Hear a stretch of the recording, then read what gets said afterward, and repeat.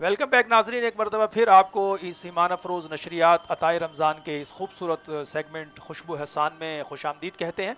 اور وقفے پہ جانے سے پہلے بہت زبردست کلام ہم نے سماعت کیا، اور ہمیں ابھی ابھی جوائن کیا ہے جناب، بہت خوبصورت گفتگو کرتے ہیں، مدلل گفتگو کرتے ہیں، اور بارہا آپ انہیں ہماری اس ٹرانسمیشن میں گاہے بگاہے دیکھتے رہتے ہیں۔ جناب عبد القادر ہزاروی صاحب، آپ کو بھی خوش آمدید کہتے ہیں۔ اور اس کے ساتھ ساتھ آج ہمارے اس ٹرانسمیشن کا حصہ بننے جا رہے ہیں جناب علامہ بلال فاروقی صاحب، آپ کو بھی خوش آمدید کہتے ہیں ماشاءاللہ سے۔ اور خوشبو حسان کا سلسلہ جاری ہے، اور ہماری ہوتی تو یہی پوری کوشش ہے کہ ہم جو بھی کلام اس ٹرانسمیشن کے اندر شامل کریں وہ ایسے کلام ہوں جو مطلب متفقہ علیہ ہوں، ان میں ایسی کوئی بات نہ ہو۔ اور میں ہمیشہ یہی بات کہتا ہوں ناظرین کرام، آج میں علامہ صاحب سے بھی اس پہ بات کروں گا کہ ایک ہم نے آج کل جو اشعار پڑھنے شروع کیے ہیں ناظرین کرام، اس میں ہم کئی اشعار ایسے پڑھتے ہیں جس میں ہم کہتے ہیں زمانے کی مذمت کر رہے ہوتے ہیں، زمانہ خراب ہے، زمانہ ایسا ہے، زمانہ ویسا ہے، جبکہ ہم نے اپنے بڑوں سے سنا ہے کہ زمانے کو برا مت کہو، کہ زمانے کے اندر بھی اللہ سبحانہ و تعالیٰ کی ذات ہے، تو اس لیے دنیا کو تو ہم برا کہہ سکتے ہیں کہ زمانے کو برا کہنے سے ہمیں منع کیا گیا ہے۔ تو اس پہ بھی آج ایک ہم آپ لوگوں کے لیے رہنمائی کے لیے علماء سے بھی بات کریں گے۔ اور اس وقت ہمارے ساتھ موجود ہیں ماشاءاللہ، بہت اچھا پڑھتے ہیں جناب عبد الباسط اجمیری صاحب، ہدیہ نعت رسول مقبول صلی اللہ علیہ وآلہ وسلم کی سعادت حاصل کر کے۔ جی ماشاءاللہ۔ دل الفت سرکار بسانے کے لیے واہ واہ واہ، سبحان اللہ، ماشاءاللہ ماشاءاللہ۔ دل الفت سرکار بسانے کے لیے ہے، سبحان اللہ سبحان اللہ۔ دل الفت سرکار بسانے کے لیے ہے، سبحان اللہ سبحان اللہ۔ اور جان آپ کی حرمت میں لوٹانے کے لیے ہے، جان آپ کی حرمت میں لوٹانے کے لیے ہے، اور آتی ہے جو آنکھوں میں نمی مدحا سے پہلے، سبحان اللہ سبحان اللہ۔ آتی ہے جو آنکھوں میں نمی مدحا سے پہلے، یہ نعت کے آداب سکھانے کے لیے ہے، یہ نعت کے آداب سکھانے کے لیے ہے، اور سرور جو بلاوا نہیں آیا کئی دن سے، سرور جو بلاوا نہیں آیا کئی دن سے، یہ تیری تڑپ اور بڑھانے کے لیے ہے، یہ تیری طلب اور بڑھانے کے لیے ہے، دل الفت سرکار بسانے کے لیے ہے، جہاں آپ کی حرمت میں لوٹانے کے لیے ہے۔ سبحان اللہ سبحان اللہ، ماشاء اللہ ماشاء اللہ۔ جی بالکل، یہ جان تو ہمیں اللہ نے دی اسی لیے ہے کہ ہم اس میں کامیاب ہو جائیں، اور اپنی جان اگر اس جانے جانا پر ہم وار دیں، خدا کی قسم اس سے زیادہ کوئی منافع کا سودا ہو ہی نہیں سکتا روح زمین پہ۔ اور اہل ایمان کی تو ناظرین کرام یہ ہمیشہ سے چاہت کیا، ان کی تو دل کی سب سے بڑی آرزو یہ رہی کہ انہیں موقع ملے کہ وہ آقا علیہ الصلوۃ والسلام پہ اپنا تن من دھن سب نچھاور کر دیں. اور کیسے کیسے ناظرین کرام اس شاک آئے, اور ایک عاشق تو ایسے ہیں ناظرین کرام کہ ان کے عشق تک تو کوئی پہنچ ہی نہیں سکا. میں یقیناً آپ سمجھ گئے ہیں میں سیدنا حضرت ابو بکر صدیق رضی اللہ تعالیٰ عنہ کی بات کر رہا ہوں کہ خدا کی قسم ان کا عشق ایسا تھا کہ خود سرکار علیہ الصلوۃ والسلام کو یہ کہنا پڑا کہ میں نے دنیا میں سب کے احسان اتار دیے سوائے ابو بکر کے. اور کیا ان کو اللہ سبحانہ وتعالیٰ نے عشق رسول عطا کیا تھا.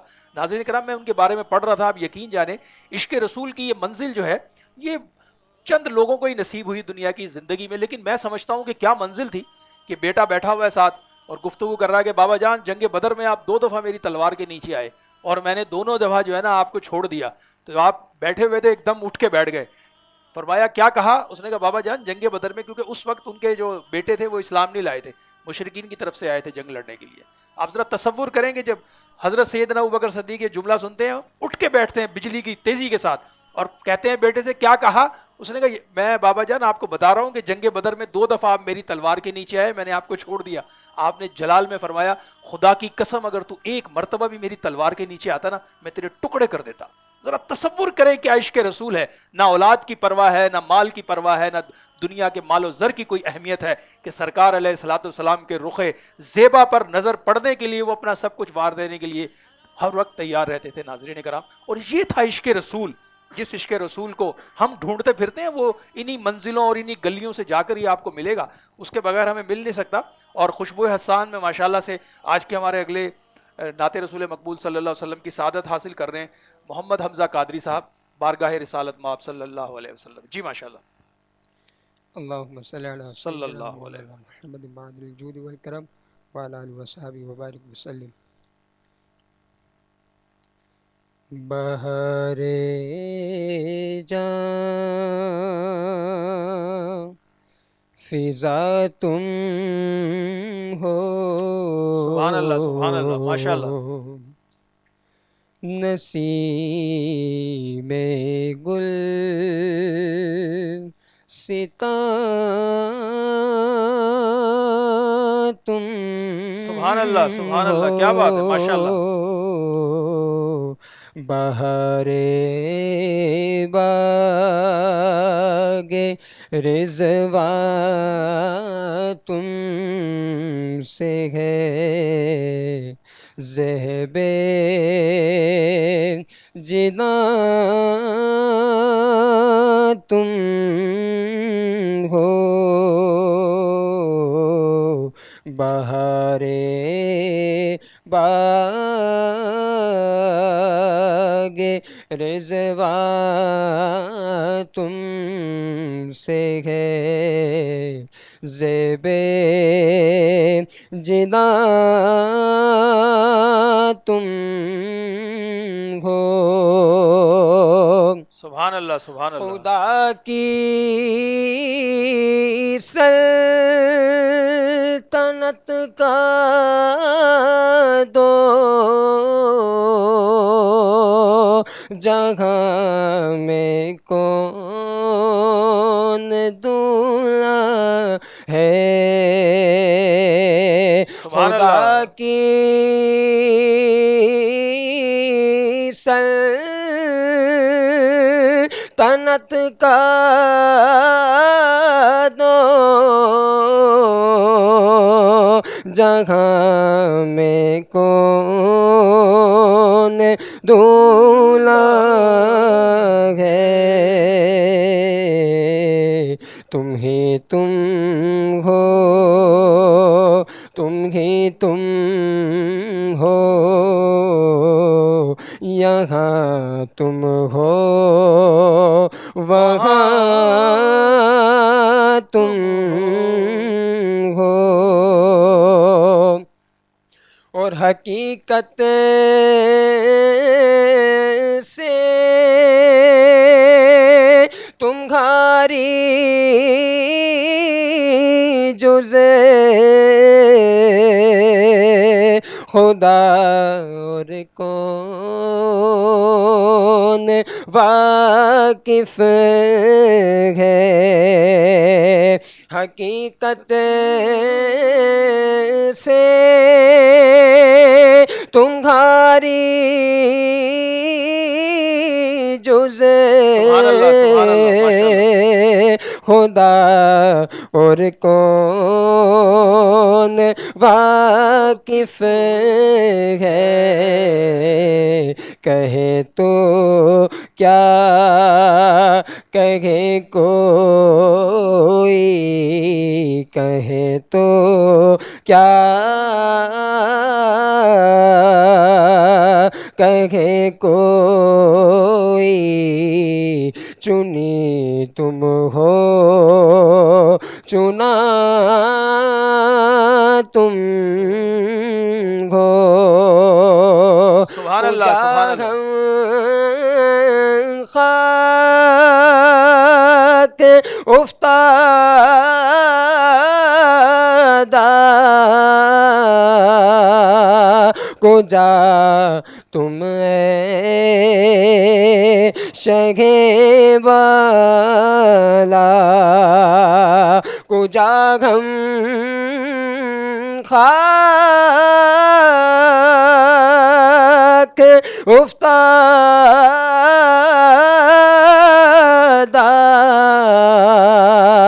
کو جا تم شہ بالا، اگر مثل زمیں ہم ہیں تو مثل آسمان تم ہو، اور ریاضت کے یہی دل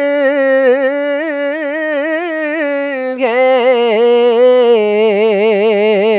بڑھاپے میں کہاں ہمت،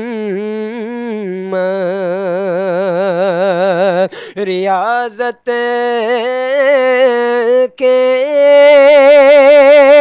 یہی دل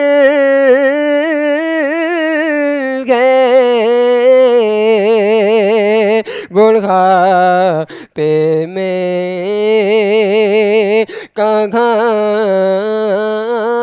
ہمت، جو کچھ کرنا ہے ابھی کر لو،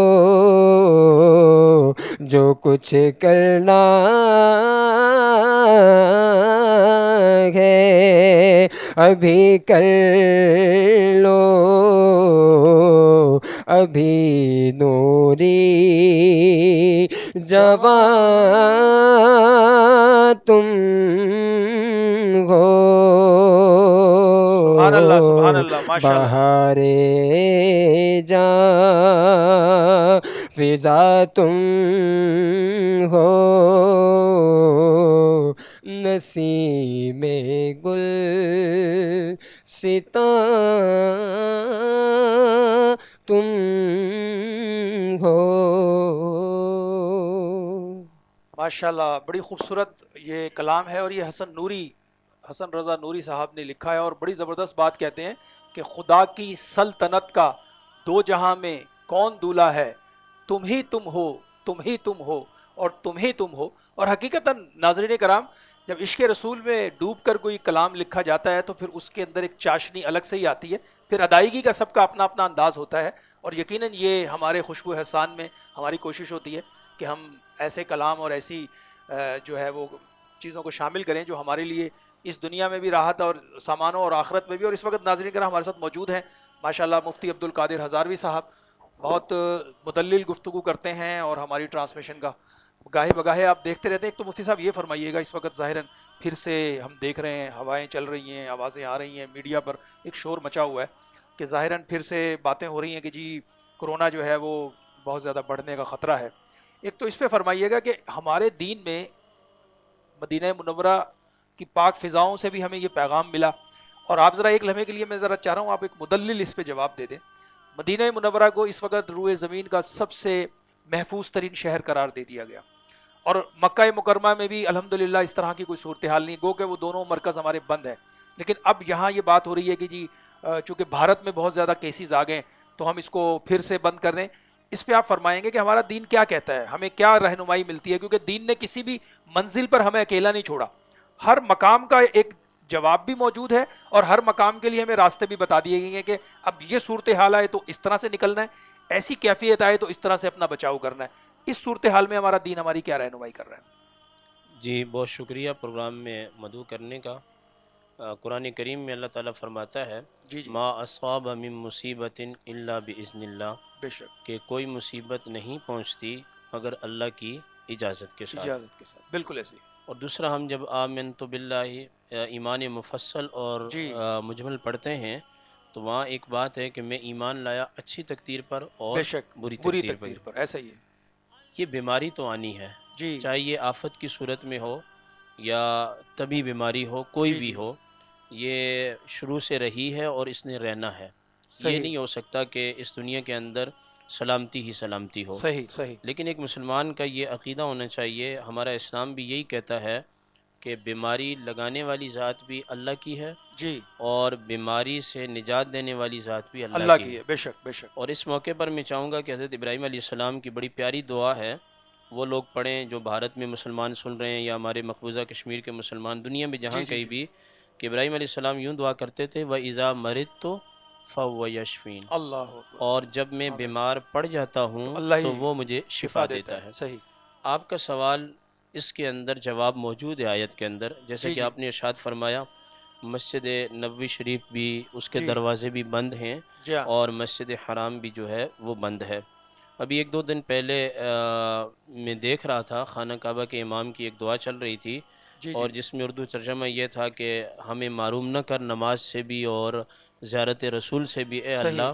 اور اس میں یہ بات بھی تھی, وہ دعا کر رہے تھے کہ مصیبت کے وقت اور پریشانی کے وقت مسجد حرام اور مسجد نبوی کا رخ کیا جاتا ہے. بے شک بے شک. اس دور کا المیہ یہ ہے کہ جہاں آ کے دعا مانگنی چاہیے تھی جی اور شفا ملنے کا قوی جو ہے وہ امکان ہے, جی ہاں قوی جی ہاں, امکان ہے, بلکہ میرے ہاں تو یہ مسلم ہے اور 100% ثابت ہمارا ہے, یقین ہے, 100%. الحمدللہ, بے شک. تو اس مقام کو بند کر دیا گیا. جی یہ ہمارے لیے بہت بڑا المیہ ہے کہ ہم بھی یورپ کی جو روش ہے اس کو ہم نے اچھے طریقے سے اپنا لیا جی اور اس کے اثرات کو ہم مسجد حرام تک بھی لے گئے اور مسجد نبوی تک بھی لے جی گئے, جی بالکل, اور پھر ہم نے زمین پر یہ دونوں دروازے جو ہیں یہ بند کر دیے. صحیح. جبکہ آپ کے علم میں ہوگا, حدیث کے اندر آتا ہے کہ جب قحط پڑ گیا جی تو پھر خواب کی حالت میں بتایا گیا کہ گنبد خضرا, اس وقت تو گنبد خضرا تو تھا جی جی, لیکن اس کنڈیشن پر نہیں تھا, صحیح جیسی صحیح. بھی چھت تھی.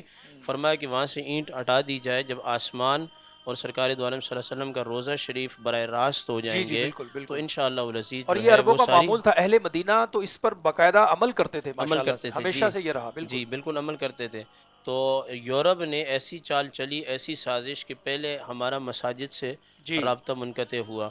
جہاں تک ویکسین کی بات ہے, آج تک یورپ بھی نہیں بنا سکا. بالکل ایسے ہی. پاکستان کا حال آپ نے دیکھ لیا آکسیجن کے معاملے میں, بھارت کا آپ نے حساب کتاب دیکھ لیا. جی ہاں, کافروں کے ہاں یہ ہوتا ہے کہ جب ظاہری اسباب ختم ہو جاتے ہیں تو وہ نڈال ہو جاتے ہیں, جی ہتھیار ڈال دیتے ہیں. ہتھیار ڈال دیتے ہیں. مومن کے ہاں یہ نہیں ہوتا کہ جب ظاہری اسباب ختم ہو جائیں جی ہاں, تو ہمارے ڈاکٹر پہلے یہ کہا کرتے تھے آپ جائیں ان کی خدمت کریں جی اور اللہ سے دعا دعا کریں. کریں.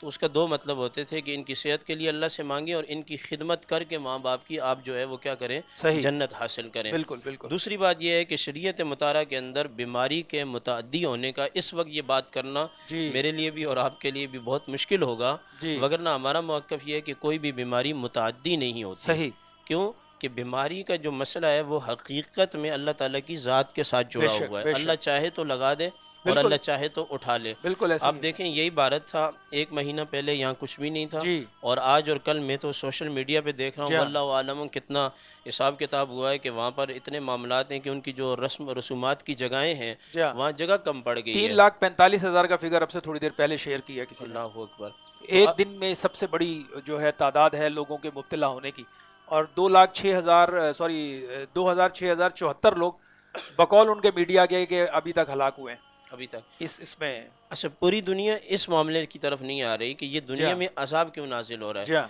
میں سمجھتا ہوں اس کی بنیادی دو وجہیں, ایک تو ظلم, صحیح, قتل و غارت کرنا, جی ہاں, اور دوسرا نبی پاک صلی اللہ علیہ وسلم کی گستاخی. بے شک, آپ پورے قرآن کو پڑھتے ہیں نا تو پورے قرآن میں پڑھیں تو قوموں کو اللہ نے اپنی توحید کی وجہ سے تباہ نہیں کیا. ایسا ہی ہے، بالکل ایسا ہی. یعنی کہ یونس علیہ السلام کی قوم تباہ ہوئی تو توحید کی وجہ سے نہیں ہوئی. نوح علیہ السلام کی قوم بھی توحید کی وجہ سے.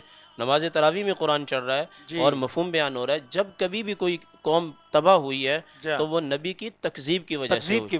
بالکل صحیح. اس وقت میں سمجھتا ہوں کہ اس معاملے میں یہ یورپ کی جو معاملات ہیں، انہوں نے جو نبی کریم علیہ السلام کی توہین کا سلسلہ شروع کیا ہے، آزادی رائے کے اس میں کوئی بھی مذہب اس طرح کی اجازت نہیں دیتا، بلکہ ہمارا اپنا اسلام اجازت نہیں دیتا کہ تم ان کے بتوں کو برا بولو. ان کے ہاں تو باقاعدہ یہ موجود ہے نا جی مفتی صاحب، ان کے ہاں جو یونائٹڈ نیشن کا چارٹرڈ ہے اس پر بھی لکھا ہوا انہوں نے کہ ہم جو ہے آزادی رائے پر کا احترام بھی کرتے ہیں، لیکن اب وہ ہولوکاسٹ پہ بات نہیں کرنے دیتے. ہولوکاسٹ میں ظاہراً یہودیوں کے ساتھ جو کچھ ہوا، لیکن ہمارا المیہ یہ ہے کہ ہم ان کے ہولوکاسٹ پہ تو بات نہیں کر رہے، لیکن ہمارے نبی کی شان میں وہ جو چاہے کہیں، مطلب اس سے بڑی ہم کیا وہ دیکھیں گے. جی، اور بالکل جب اگر اس کے بارے میں اگر کوئی ہم بات کرتے بھی ہیں قانونی حوالے سے یا پارلیمنٹ کے حوالے سے، تو اس کو دہشت گردی سے تعبیر کر دیا جاتا ہے. حالانکہ دنیا میں جہاں کہیں بھی ہمارے نبی کریم علیہ السلام کی گستاخی ہوگی تو ہمیں اس پر بولنے کا جو ہے وہ بالکل حق حاصل ہے. ہمیں شریعت بھی اس کا حق دیتی ہے، ہمیں قرآن بھی دیتا ہے. اور امام مالک سے جب پوچھا کہ اگر اللہ کے نبی کی گستاخی ہو تو کیا کرنا چاہیے، تو فرمایا بدلہ لینا چاہیے. بالکل. قاضی ایاز نے بھی اس کو نقل کیا، فرمایا اگر بدلہ لینے کی اس میں سکت نہ ہو تو فرمایا پھر مر جانا چاہیے. بالکل وہ مر جائے. بالکل صحیح بات ہے. پوری دنیا کے اندر جہاں آپ قرآن کی توہین کریں گے، قرآن کو جلائیں گے اور صاحب قرآن کی توہین کریں گے تو وہاں پھر یہ عذاب ہی نازل ہوگا. بالکل صحیح بات. اب چین میں دیکھیں نا، حجاب کے بارے میں بات کی گئی، آج وہ ساری حجاب میں چلی گئی. صحیح بات. تو پتہ چلا کہ شریعت مطالعہ نے جو باتیں آج سے پہلے بیان کی تھی آج وہ سچ ثابت ہو رہی ہیں نا، یقینی طور پہ. بالکل. تو ہمیں چاہیے کہ مسجد حرام کو بھی ہم کھولیں آپ کے چینل کے وساطت سے، اور مسجد نبوی کو بھی کھولیں، اور پاکستان کی مساجد کو بھی ہم کھولیں اور ہم گڑ گڑائیں، اللہ سے دعا کریں. وگرنہ کہیں ایسا نہ ہو، اللہ نہ کرے خاک بدہن کہ بھارت کا جو حال ہوا ہے کہ وہاں کھڑے ہوئے ہیں، ڈاکٹروں کو آواز لگا رہے ہیں، روحیں نکل رہی ہیں اور کوئی کسی کا کوئی حال نہیں ہے. تو میں یہ چاہوں گا کہ اس موقع پر مسلمانوں سے یہ کہوں گا زیادہ سے زیادہ قرآن کریم کی تلاوت کریں اور سورہ رحمان کی تلاوت کو زیادہ کریں، اور گھروں کے اندر درود پاک کا اہتمام کریں، اور وَإِذَا مَرِضْتُ فَهُوَ يَشْفِينِ جو ہے اس کا زیادہ سے زیادہ اہتمام کریں، اور نمازوں کی طرف آئیں اور اللہ کے سامنے گڑ گڑائیں. اور اس وقت ہمیں ضرورت ہے کہ اجتماعی سطح پر ہم نے جو حقوق اللہ کو ضائع کیا ہے یا حقوق العباد کو، ہم حقوق العباد کا خیال رکھیں، حقوق اللہ کا، اور اللہ تعالیٰ کی بارگاہ میں ہمیں توبہ کرنی چاہیے اور اجتماعی نمازیں پڑھنی چاہیے، تاکہ یہ جو دنیا میں وبا چلی ہوئی ہے اللہ تعالیٰ ہمیں اس سے جو ہے وہ محفوظ فرمائے. اور یہ ذہن میں رہے تمام مسلمانوں کے کہ ایسا نہیں ہو سکتا کہ اللہ کا عذاب اس زمین پر آئے تو ہم بچ جائیں گے، کیونکہ عذاب آتے ہیں کسی جرم کی وجہ سے. ہم اس لیے نہیں بچیں گے کہ ہم اس جرم کا سد باب نہیں کر سکے، چاہے وہ حکومت کی سطح پر ہو یا پھر انفرادی یا سفارتی کسی سطح پر بھی ہو.